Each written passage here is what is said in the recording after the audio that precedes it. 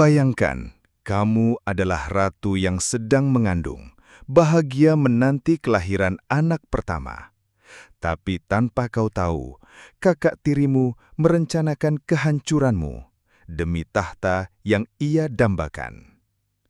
Di kerajaan Galuh, Prabu Barma Wijaya Kusuma memimpin dengan bijaksana.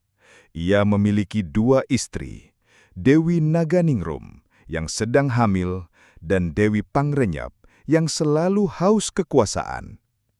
Menurut kepercayaan rakyat, anak yang dikandung Dewi Naganingrum akan menjadi pewaris sah kerajaan. Rasa iri menyelimuti hati Dewi Pangrenyep. Ia takut kehilangan posisi dan pengaruhnya. Bersama Patih Arya Kebonan, ia merencanakan tipu daya keji. Ketika bayi itu lahir, akan segera dibuang, lalu diganti dengan seekor anak anjing untuk mempermalukan Dewi Naganingrum di depan raja. Malam kelahiran tiba, Dewi Naganingrum melahirkan bayi laki-laki sehat. Tapi saat ia terlelap karena lelah, Patih diam-diam mengambil bayi itu, memasukkannya ke dalam peti, dan menghanyutkannya di sungai.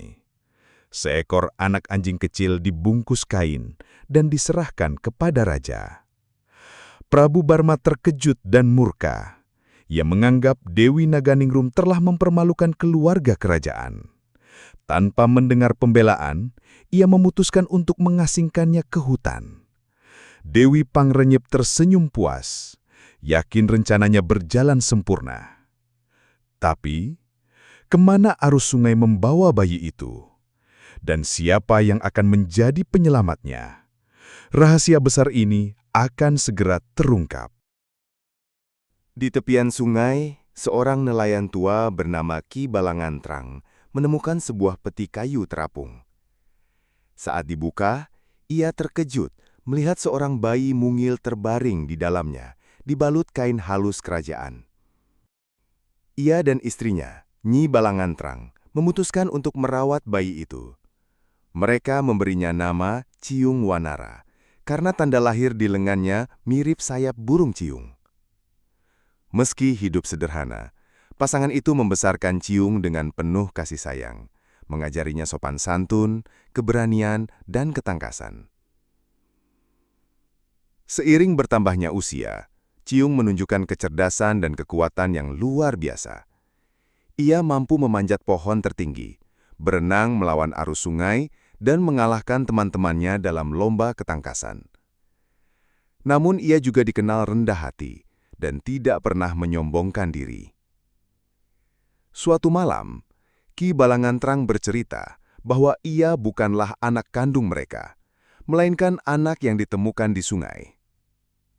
Nak, sungai ini bukan hanya memberi hidup, mungkin juga menyimpan jawaban tentang siapa dirimu yang sebenarnya, kata Ki Balangantrang.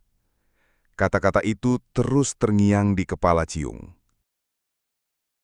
Siapa sebenarnya orang tua kandung Ciung?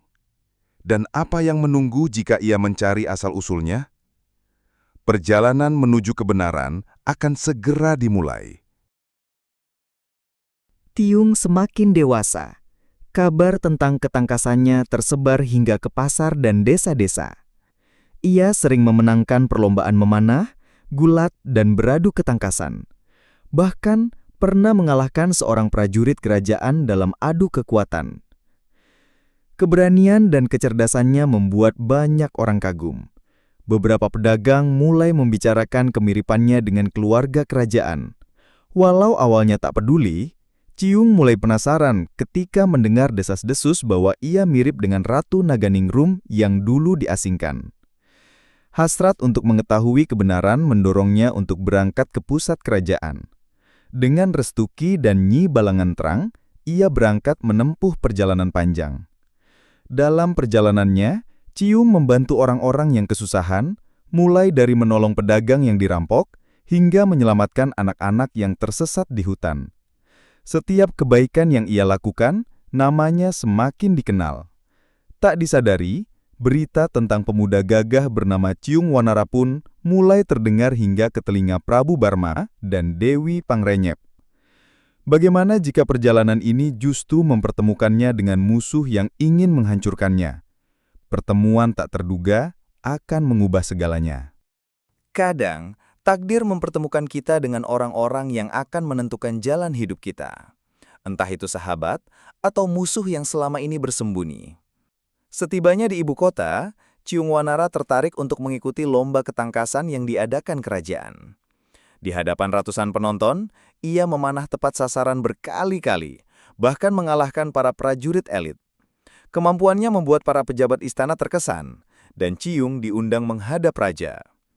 Prabu Barma menatap Ciung dengan rasa heran. Ada sesuatu pada wajah pemuda ini yang terasa familiar, tapi ia tak bisa mengingatnya. Sebaliknya, Dewi Pangrenyep yang ikut hadir langsung merasa resah. Ia mengenali sorot mata Ciung yang mirip dengan Dewi Naganingrum.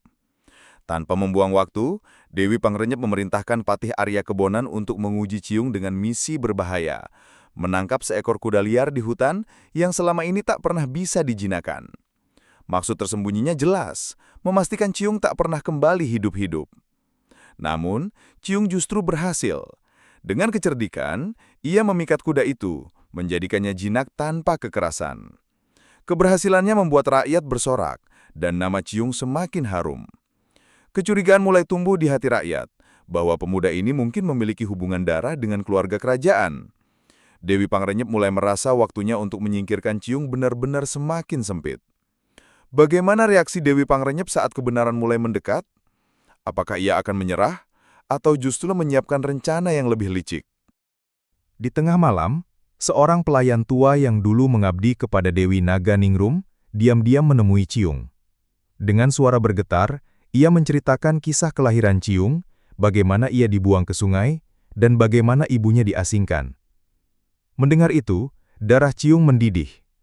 Selama ini, ia hidup tanpa tahu bahwa dirinya adalah putra mahkota yang sah. Ia bertekad untuk membebaskan ibunya dan merebut kembali haknya. Keesokan harinya, Ciung mendatangi istana dan secara terbuka menantang kebenaran. Ia meminta diadakan sayembara duel di hadapan rakyat dan pejabat kerajaan agar ia bisa membuktikan bahwa dirinya layak menjadi penerus tahta. Dewi Pangrenyep mencoba menghalangi, namun Prabu Barma yang masih penasaran setuju. Duel pun diumumkan. Lawan yang dihadapi Ciung adalah panglima perang kerajaan, prajurit terkuat yang pernah ada.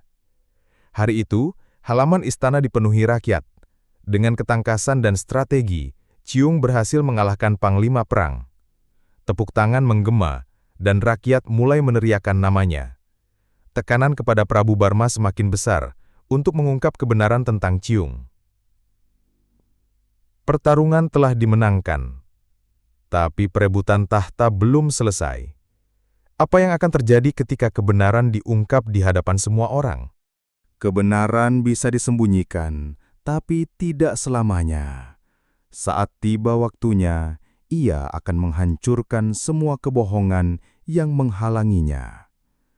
Di sidang kerajaan, para saksi yang dulu menyaksikan kelahiran Ciung dihadirkan. Semua bukti mengarah pada satu kebenaran. Ciung Wanara adalah putra Dewi Naganingrum dan Prabu Barma, pewaris sah kerajaan Galuh. Wajah Dewi Pangrenyep pucat. Ia mencoba membela diri, namun rakyat sudah memandangnya dengan kebencian. Prabu Barma yang diliputi penyesalan memerintahkan agar Dewi Naganingrum dibebaskan dari pengasingan. Pertemuan ibu dan anak itu mengharukan seluruh rakyat. Namun, Dewi Pangrenyep masih berusaha melawan. Ia memerintahkan sisa pasukannya menyerang. Pertempuran singkat pun terjadi di halaman istana. Dengan keberanian luar biasa, Ciung memimpin rakyat dan pasukan yang setia pada raja untuk mengalahkan pemberontak. Akhirnya, Dewi Pangrenyep ditangkap dan diasingkan. Prabu Barma secara resmi menobatkan Ciung Wanara sebagai putra mahkota, pewaris sah tahta Galuh. Rakyat bersorak, gong besar ditabuh, dan nama Ciung dikenang sebagai raja bijak yang lahir dari penderitaan.